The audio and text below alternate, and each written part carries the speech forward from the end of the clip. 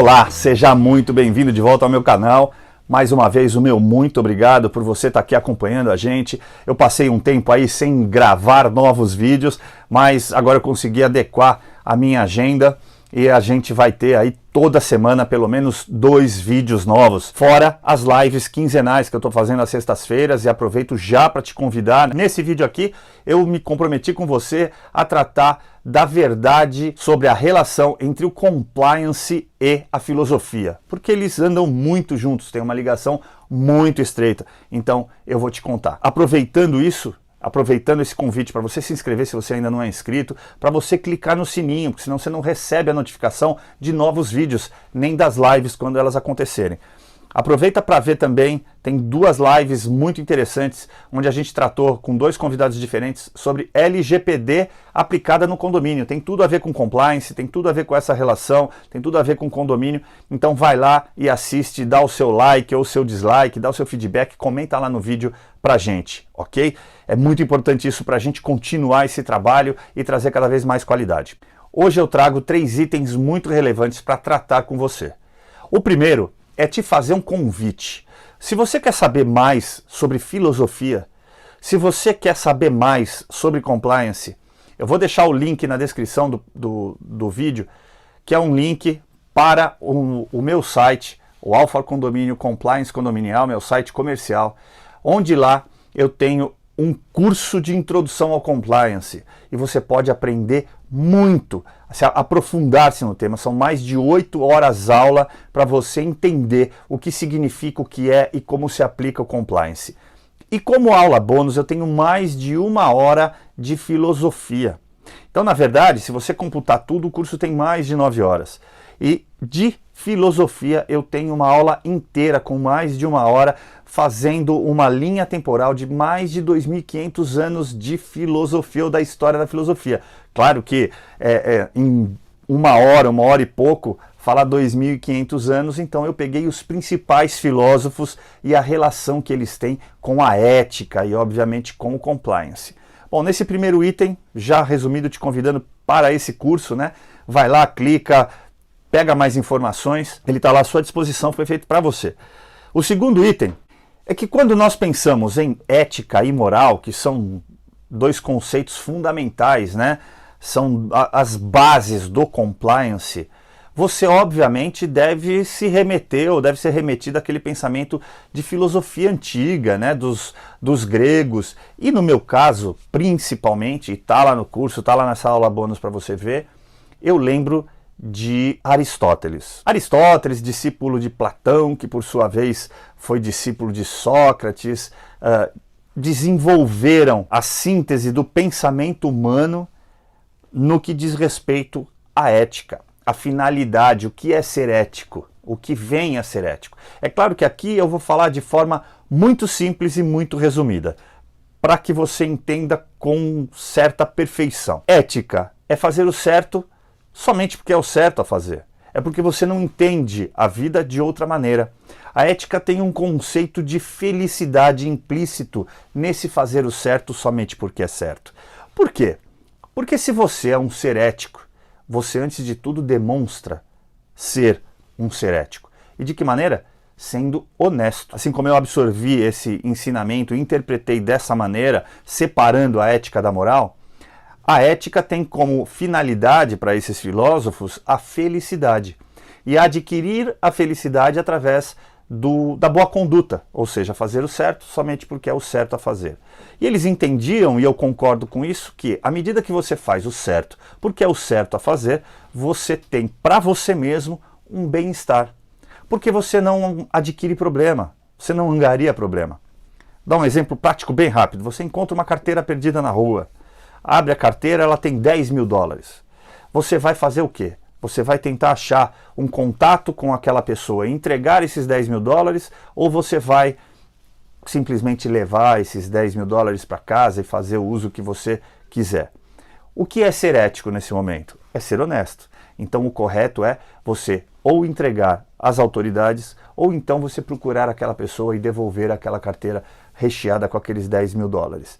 E por que eu disse de não angariar problema para você? Porque se você de repente for pego com 10 mil dólares, você vai ter que comprovar essa origem, não vai? Ou se você quiser fazer um depósito disso, você vai quebrar em vários depósitos para não aparecer, não declarar esse dinheiro. Como é que você vai declarar esse dinheiro? Então é mais ou menos nesse sentido. É claro que é um exemplo genérico para você entender. A gente podia dar N exemplos práticos, como algumas vezes eu já dei em termos de trânsito, né? Então passar ou não passar no farol vermelho, enfim, você angariando problema para você, você tem uma perda de qualidade de vida, obviamente uma perda de bem-estar e muito provavelmente uma flexibilização, uma diminuição da sua felicidade. Bom, se ética é isso, o que é moral? Bom, moral para mim é a própria conduta. É assim que o Aristóteles separou, né? Ética de moral, um conceito que transcendeu a metafísica, né? De superfísica. Então, ele dizia que a ética é justamente o seu pensamento, a sua mente, estar aberta a fazer o certo somente porque é certo a fazer e ela não entende outro comportamento. Enquanto a moral é a sua conduta, é o corpo. Ou seja, quando você não agir de forma ética, você vai ter uma consequência física, uma consequência no seu corpo. Então ele entendia que se você é um ser que não segue os padrões morais, muito provavelmente você não vai seguir as razões, a racionalidade, a razoabilidade e, propriamente, as leis, os costumes do contexto histórico e espacial que você esteja inserido. Então, delimitando ética e moral, a ética transcende essa questão corpórea, ela está ligada ao nosso pensamento, a você não entender a vida senão do jeito correto. E enquanto a moral é a sua conduta propriamente dita, é você estar cerceado pelas leis, pelos costumes, pelo bem-estar geral e você cumprir com aqueles regimentos, com aquelas normas. O terceiro item que eu tenho que te trazer, e que eu me comprometi nesse vídeo, é sobre o compliance. Então, o compliance, ele tem a interpretação, e eu quero te trazer essa interpretação, como sendo um propósito na vida. Então, quando você implanta, ele é um sistema, né? Propriamente dito. Ele, na tradução livre, ele é traduzido como conformidade. Então, estar conforme. O que é estar conforme? É estar conforme à verdade. Ou seja, mesmo que seja uma cópia, grosseiramente falando, vai ser uma cópia que está conforme a original. Se você segue uma determinada conduta, para que essa conduta seja delimitada como compliance, você tem que entender que ela tem que estar conforme uma norma, conforme uma lei, conforme um regulamento, conforme um regimento. Esse é o compliance. O compliance é todo um sistema porque ele é implantado. Ele tem início, mas não tem fim. Ele acompanha toda a vida daquela instituição, empresa, segmento, enfim, entidade que implantaram o compliance. Mas eu costumo dizer, e disse sempre em todos os cursos e vídeos onde eu falo de compliance, que o compliance começa em nós mesmos. Por quê? Porque ser um ser compliance é, antes de tudo, ser um ser ético e moral. As bases do compliance são a ética e a moral. Isso pode ser traduzido de N maneiras, através da virtude humana, de você agir com sabedoria, com justiça, com temperança. Isso tudo eu tenho no meu curso, como eu já te apresentei. Se você tiver interesse nisso, clica no link aí que eu deixei da minha empresa, vai lá em cursos, adquire o curso para você conhecer melhor o compliance e ter acesso a essa aula bônus de filosofia. Por fim, parece que o compliance entrou na moda, né? Tá na moda, tá todo mundo falando dele, muita gente falando disso, principalmente no mundo condominial, vendendo isso como se fosse possível implantar o compliance de qualquer maneira. Bom, primeiro que não é bem assim. Então, como eu repito sempre lá no meu programa, no canal do Instagram, tanto no meu Instagram pessoal, Cláudio Luiz Caivano, quanto no Instagram profissional, Alfor Condomínio Compliance Condominial, eu sempre digo, não aceite imitação. Para falar de compliance, somente o profissional com certificação. Eu tenho 2 vídeos aqui no canal, se você é inscrito, vai lá e dá uma olhada nesses 2 vídeos, estou deixando o card aí. Se não, se você não é inscrito, aproveita agora para se inscrever, clica no sininho para você receber as notificações. Quando a gente trata de LGPD e ela também está inserida no sistema de compliance, a gente fala muito claramente que precisa ser certificado. Um profissional certificado, ele vai ser quase que um sinônimo de sucesso da implantação do sistema na sua entidade, na sua empresa, no seu condomínio, seja lá onde você pretende. Então, o que a gente precisa mudar no Brasil é essa cultura do fazer e ter só um diplominha. Não, vamos fazer a coisa direito e vamos tirar uma certificação. Vamos falar com propriedade sobre o assunto que a gente quer tratar e que a gente gosta. Eu tenho visto, inclusive, no setor condominial, algumas pessoas vendendo o compliance como se fosse algo pegue, pague e faça. E não é bem assim. Não dá, por exemplo, para o síndico implantar o compliance no condomínio dele. O síndico é transitório, ele é eleito, ele é um representante. Então não dá para ele comprar um sistema e ele mesmo implantar e ele ser a pessoa, o responsável, ou função compliance para controlar aquilo.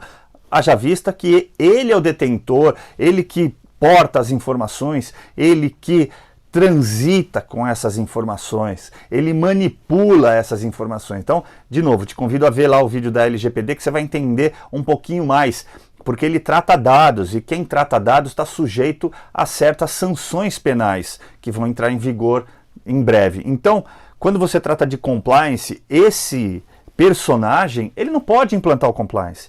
Tem que ser alguém totalmente independente, totalmente fora, autônomo, livre desse assédio que pode existir dentro da instituição, entidade. O condomínio é só um exemplo, né? Isso serve para qualquer entidade. Não pode, por exemplo, o presidente de qualquer empresa, ou CEO, ou seja lá como as pessoas denominem essa função, não pode ir lá, ele comprar um produto pronto e implantar na própria empresa como sendo função compliance. Isso não faz o menor sentido. Se o síndico faz isso, como é que a gente fica com o canal de denúncias? É o próprio síndico que vai receber uma denúncia contra ele mesmo? Já pensou nisso? É como na política, é como numa entidade pública. Como é que você vai fazer uma denúncia se o prefeito recebe? Não dá. Então são coisas incompatíveis. Então tem muita gente falando coisas que não são corretas. Como diria o filósofo popular, né? Tem algo de muito errado que não está certo. Então fica aqui a dica para que você não caia nessas armadilhas. A relação, a verdadeira relação do compliance com as entidades, ela tem que ser independente, ou seja, uma relação de independência, uma relação de total transparência. E qual é a verdade? Eu fiz esse vídeo para te trazer a verdade da relação entre compliance e filosofia. Acredito que eu já tenha demonstrado, mas se eu não fui claro o suficiente, agora eu vou ser. Eu te disse que o compliance tem como base, tem como princípio fundamental a ética e a moral. As bases filosóficas de estudo da própria filosofia, né, ou de aprofundamento na própria filosofia, desenvolvimento da sabedoria, desenvolvimento da justiça, tudo isso passa por ética e moral. Sem ética e moral, a gente não constrói sequer uma sociedade. Aliás, o que eu tenho para delimitar, para segmentar, para terminar aqui esse vídeo com você, para você, feito para você, é que uma sociedade que se afasta da verdade, ela não tem condição de sobreviver. E a gente vive um momento muito delicado da história contemporânea. Nós estamos aqui fazendo história, não é verdade? Então, muita gente usa a verdade como sendo um artifício, como sendo algo flexível, como sendo algo manipulável. E você precisa tomar muito cuidado com isso. E por que o compliance tem a ver com isso?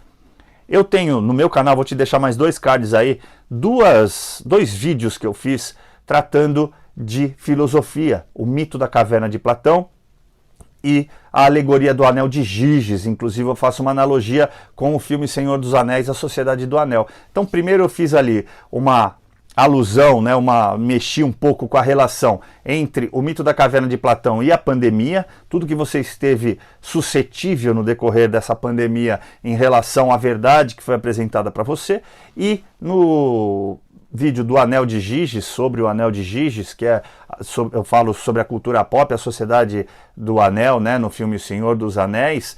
Ambos tratam de filosofia. ambos trazem a filosofia para a nossa realidade. E o compliance nada mais é do que exatamente isso. É trazer a filosofia, ou seja, sermos seres éticos, seres morais, para dentro das corporações, entidades, instituições, empresas, condomínios, clubes, etc. Essa é a verdade da relação entre o compliance e a filosofia. Sem a filosofia, o compliance sequer existiria. Mas a gente precisa inserir o compliance na nossa vida pessoal. Isso eu repito sempre.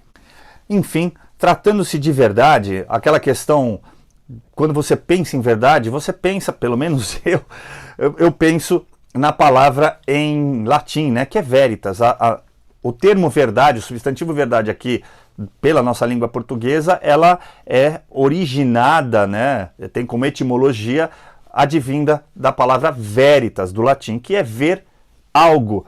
Esse algo, claro, com uma extensão do sinônimo, né, do que representa o verbete ita, porque ele é rocha, pedra. Então, a gente traduziria aí de forma livre como coisa. Então, ver coisa, ver o fato, ver aquilo que aconteceu de verdade. E aí, como é que a verdade é utilizada? A verdade está no fato? Penso que não. O fato está lá e ele já existe. A questão é como você vai narrar a ocorrência, narrar o fato e vendê-la como verdade, sendo ela verdade ou sendo algo semelhante à verdade.